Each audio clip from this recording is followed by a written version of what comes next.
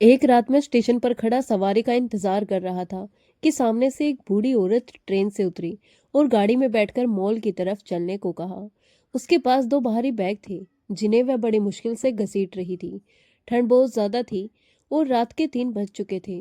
मेरी आंखों में नींद थी, लेकिन घर जाना नामुमकिन नहीं था क्योंकि सुबह माँ को अस्पताल ले जाना था। माँ को कैंसर था और उनकी दवाइयों का खर्च इतना ज्यादा था कि मेरी महीने भर की कमाई भी कम पड़ जाती थी। मैं रात में टैक्सी चलाता था ताकि कुछ अतिरिक्त पैसे मिल सके। उस रात स्टेशन पर ज्यादा भीड़ नहीं थी, बस इक्की दुक्का यात्री उतर रहे थे। तभी मेरी नजर उस बूढ़ी औरत पर पड़ी। उसके कपड़े पुराने और फटे हुए थे, बाल सफेद और उलझे हुए, चेहरा झुर्रियों से भरा था। पैरों में घिसी हुई चप्पल थी, लेकिन वह अपने बैगों को बहुत संभाल कर उतार रही थी। मैं पहले तो उससे बचने के लिए मुंह फेर कर खड़ा हो गया, क्योंकि बूढ़े यात्रियों से मुझे अक्सर झंझट ही मिलता था। तभी मैंने देखा कुछ नशेड़ी उसके आसपास मंडराने लगे। वे उसके बैग पकड़ने की कोशिश कर रहे थे और हंस रहे थे। बूढ़ी औरत घबराकर अपने बैग सीने से लगा रही थी। वह बार बार कह रही थी कि मुझे जाने दो, मुझे देर हो रही है, लेकिन वे उसे परेशान कर रहे थे। ये देखकर मुझसे रहा नहीं गया। मैंने जमीन से पत्थर उठाकर उनकी तरफ फेंके और जोर से चिल्लाए कि यहाँ से भाग गो। वे मुझे देखकर डर गए और भाग खड़े हुए। बूढ़ी औरत की आंखों में आंसू थे। उसने कांपती हुई आवाज में मुझे धन्यवाद कहा। मैंने पूछा कहाँ जाना है, तो उसने शहर के एक बड़े मॉल का नाम लिया। मुझे हैरानी हुई, क्योंकि उसका हुलिया किसी अमीर औरत जैसा तो नहीं था। फिर भी मैंने उसके बैग गाड़ी में रखे और उसे बैठाकर चल पड़ा। रास्ते में वह चुपचाप सिसकती रही और मैं बिना कुछ पूछे गाड़ी चलाता रहा। जब हम मॉल पहुंचे तो मैंने उसे आवाज दी, लेकिन पीछे से कोई जवाब नहीं आया। मैं नीचे उतरकर पीछे गया और उसे हिलाया तो वह एक और लुढ़क गई। उसकी सांसें बंद हो चुकी थी। मेरे होश उड़ गए। मैंने उसकी नब्ज टटोली, लेकिन वह मर चुकी थी। रात का सन्नाटा था, आसपास कोई नहीं था। मुझे समझ नहीं आ रहा था कि क्या करूं। उसके पास कोई पहचान पत्र भी नहीं था, बैगों पर ताले लगे थे। मैं घबराकर उसे सरकारी अस्पताल ले गया और स्ट्रेचर पर छोड़कर वापस आ गया। सुबह हो चुकी थी और मैं थका हुआ था। घर पहुंच चुका। घर में माँ दर्द से कराह रही थी। मैंने उन्हें दिलासा दिया कि सब ठीक होगा, लेकिन मन में डर था। कमरे में आते ही मेरी नजर उन दो बैगों पर पड़ी जिन्हें मैं गाड़ी से उतार लाया था। मुझे याद ही नहीं रहा था कि वे अभी तक मेरे पास हैं।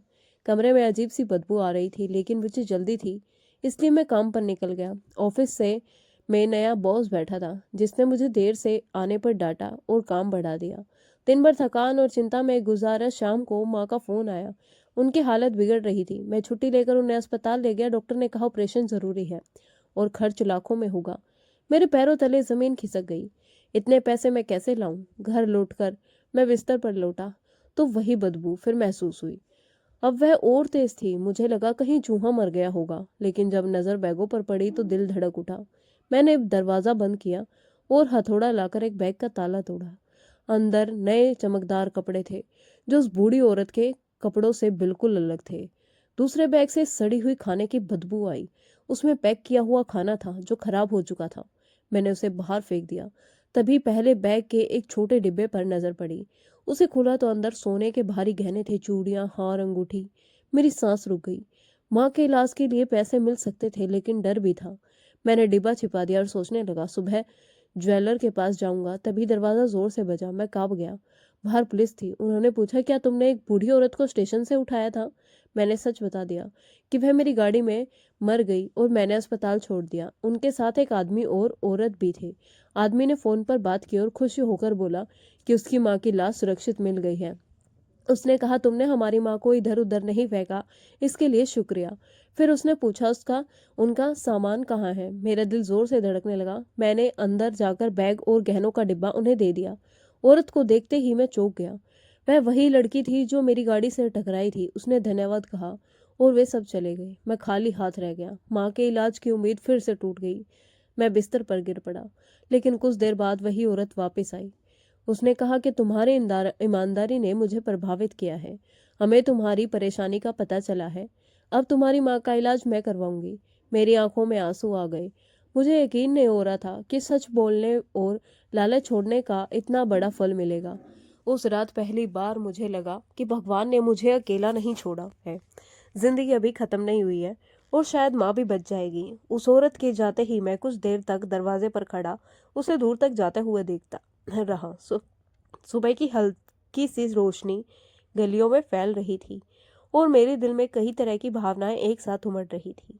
एक तरफ राहत थी कि पुलिस का डर खत्म हो गया, तो दूसरी तरफ शर्म भी थी कि एक पल के लिए मैंने गहने बेचने का सोच लिया था। मैं अंधेरे से अंदर आया और माँ खांस रही थी। मैंने उनके सिर पर हाथ रखा और सोचा शायद ऊपर वाला अभी भी मेरे साथ है। कुछ ही घंटों बाद वही औरत दोबारा आई। इस बार वह अकेली नहीं थी, उसके साथ एक कार और ड्राइवर भी था। उसने अपना नाम बताया कि वह एक बड़ी कंपनी संभालती है और उसकी माँ जिद करके अकेले आई थी। रास्ते में दिल का दौरा पड़ा और फिर सब कुछ खत्म हो गया। उसने शांत आवाज में कहा कि उसे यह जानकर सुकून मिला कि उसकी माँ के साथ कोई गलत व्यवहार नहीं हुआ। उसने मुझसे पूछा, क्या मैं अस्पताल चलने के लिए तैयार हूँ? मैंने तुरंत तैयार हो गया। माँ को संभालकर कार में बैठाया गया और हम शहर के बड़े अस्पताल पहुंचे। वहां डॉक्टरों की टीम पहले से तैयार थी। कागजों की औपचारिकताएं उसने खुद पूरी की। मैं बस एक कोने में खड़ा सब कुछ देखता रहा। मुझे विश्वास नहीं हो रहा था कि जिन पैसों के लिए मैं दर दर भटक रहा था वे अब मेरे लिए समस्या नहीं रहे। ऑपरेशन की तारीख तय हुई और माँ को भर्ती कर लिया गया। उन दिनों में अस्पताल को और घर के बीच चक्कर लगाता रहा। वह औरत हर रोज आती, डॉक्टरों से बात करती और मेरा हौसला बढ़ाती। उसने कहा, जिंदगी में ईमानदारी सबसे बड़ी पूंजी है और मैंने वही साबित किया है।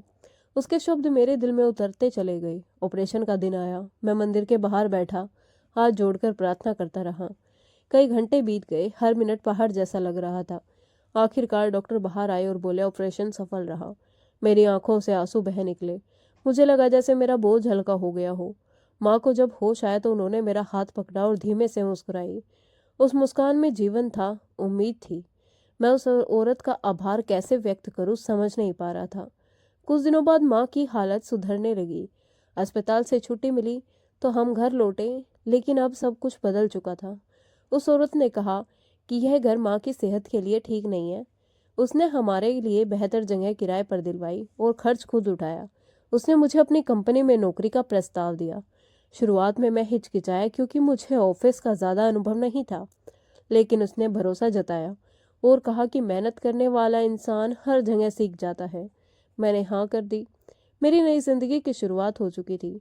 सुबह मैं ऑफिस जाता, जहां लोग मुझे सम्मान से देखते थे।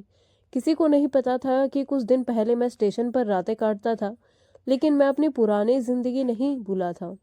मैं अक्सर सोचता, अगर उस रात मैं लालच में आकर गहने छुपा लेता तो शायद आज जेल में होता। यह डर के मारे मैं जी रहा होता। ईमानदारी ने मुझे डर से आज़ाद कर दिया था। माँ धीरे धीरे स्वस्थ हो रही थी। उनका इलाज जारी था और हर रिपोर्ट पहले से बेहतर आती थी। वह औरत अब हमारे लिए परिवार जैसी हो गई थी। वह माँ से मिलने आती तो माँ उसे बेटी कहकर बुलाती। कभी कभी मैं छत पर खड़ा आसमान देखता तो उस बूढ़ी औरत को याद करता जिसने अनजाने में मेरी जिंदगी बदल दी। उसकी आत्मा को शांति मिले, यही दुआ करता हूँ। मुझे समझ आ गया था कि जिंदगी कभी भी करवट बदल सकती है, बस इंसान को सही रास्ता चुनना है। मेरी रातों की ठंड और स्टेशन की वीरानी अब पीछे छूट चुकी थी, लेकिन उन दिनों ने मुझे मजबूत बना दिया था। अब जब भी कोई परेशानी आती तो मैं घबराता नहीं, क्योंकि मैंने अंधेरी रात के बाद की सुबह देखी थी और मुझे यकीन हो गया था कि अगर नीयत साफ हो तो मंजिल खुद रास्ता बना लेती है। समय धीरे धीरे आगे बढ़ने लगा और मेरी जिंदगी की रफ्तार भी बदल चुकी थी। अब मैं रातों को स्टेशन पर ठिठुरता नहीं था, बल्कि सुबह समय पर ऑफिस पहुंचता था, जहां लोग मुझे सम्मान से देखते थे। शुरुआत में मुझे फाइलें और कंप्यूटर का काम समझाने में कठिनाइयां हुई, लेकिन मैंने ठान लिया था कि मौका मिला है तो खुद को साबित करके रहूंगा। वह औरत जिसे अब मैं दिल से दीदी मानने लगा था अक्सर कहती, मेहनत करने वालों को आगे बढ़ने से कोई नहीं रोक सकता। मैं देर तक ऑफिस में रुककर काम सीखता, नए नए कामों को जिम्मेदारी लेता और धीरे धीरे सबका भरोसा जीतने लगा। उधर माँ की सेहत भी दिन ब दिन सुधर रही थी। उनका इलाज नियमित चल रहा था। दवाइयों का खर्च अब बोझ नहीं था। घर में पहले जैसी बदबू और घुटन की जगह अब साफ हवा और उम्मीद ने ले ली थी। माँ कभी कभी पुराने दिनों को याद करके भावुक हो जाती और कहती कि बेटा, अगर उस दिन तू लालच कर लेता तो शायद आज हम दोनों जिंदा भी नहीं होते। मैं उनकी बात सुनकर सिरहाने उठता, क्योंकि सच यही था कि एक पल का गलत फैसला सब कुछ खत्म कर सकता था। कई बार मैं उस रात को याद करता जब पुलिस दरवाजे पीट रही थी और मेरा दिल धड़कने छोड़ रहा था।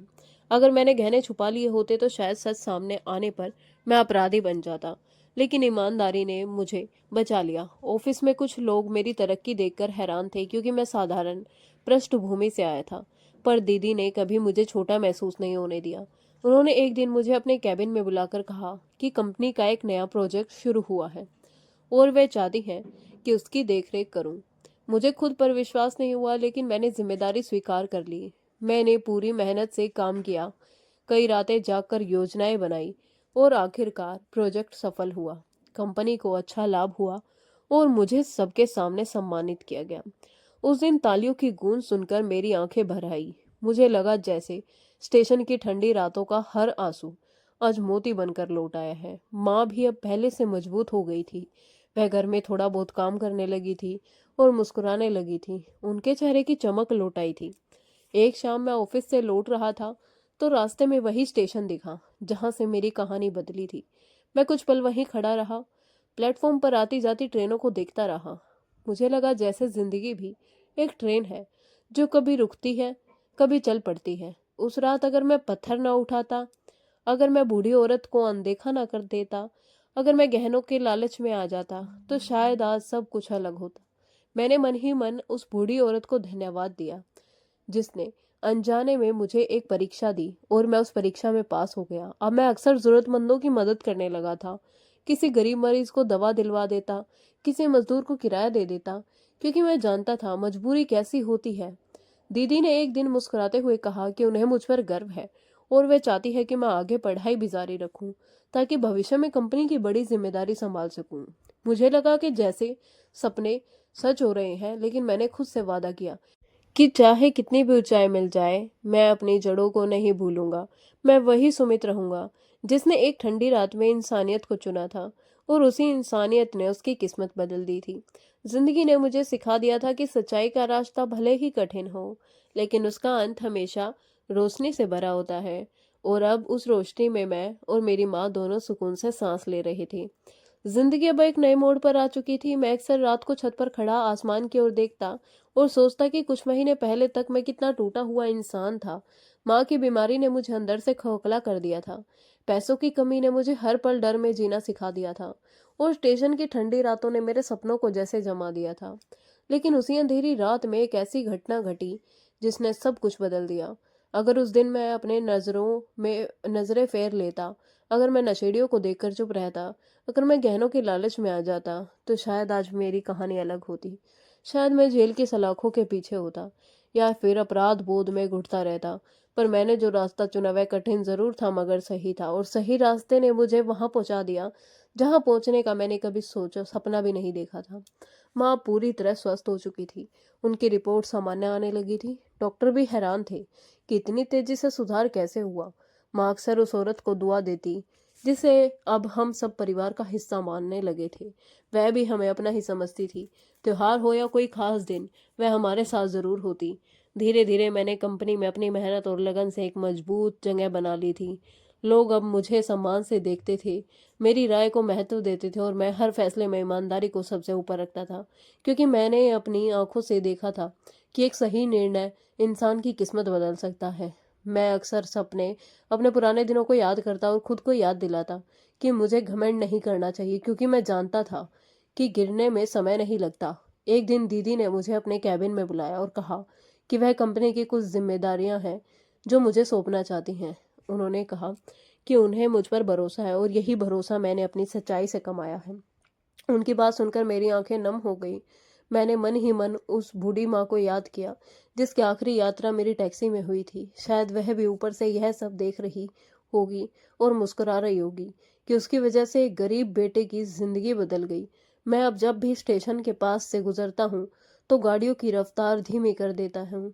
वहां खड़े हर चेहरे में मुझे अपना पुराना संघर्ष दिखता है और मैं कोशिश करता हूँ कि जहां तक हो सके किसी की मदद कर सकूं, क्योंकि मैंने सीखा है कि इंसान की असली पहचान उसके पास मौजूद धन से नहीं, बल्कि उसके भीतर की नीयत से होती है। माँ कहती है, बेटा भगवान देर से देता है पर देता जरूर है। और अब मुझे भी इस बात पर पूरा विश्वास हो चुका है। मेरी जिंदगी की सबसे बड़ी पूंजी वह रात थी जब मैंने लालच छोड़कर इंसानियत चुनी थी। वही पल मेरी असली जीत था। आज जब मैं पीछे मुड़कर देखता हूँ तो समझ आता है कि हर परीक्षा के पीछे एक छुपा हुआ वरदान होता है। बस जरूरत है धैर्य और सच्चाई की। और यही मेरी कहानी का सार है कि हालात चाहे कितने भी बुरे क्यों ना हो, अगर इंसान अपने ईमान पर कायम रहे तो अंधेरी रात के बाद उजली सुबह जरूर आती है। तो दोस्तों, उम्मीद करती हूँ कि आपको हमारी कहानी पसंद आई होगी। कहानी पसंद आई है तो वीडियो को लाइक करें, चैनल पर नए हैं तो हमारे चैनल को सब्सक्राइब करें और हाँ, नोटिफिकेशन बेल को ज़रूर दबाएं ताकि अगली अपडेट सबसे पहले आपको मिले। धन्यवाद। मिलते हैं कल आपसे एक और नई कहानी के साथ।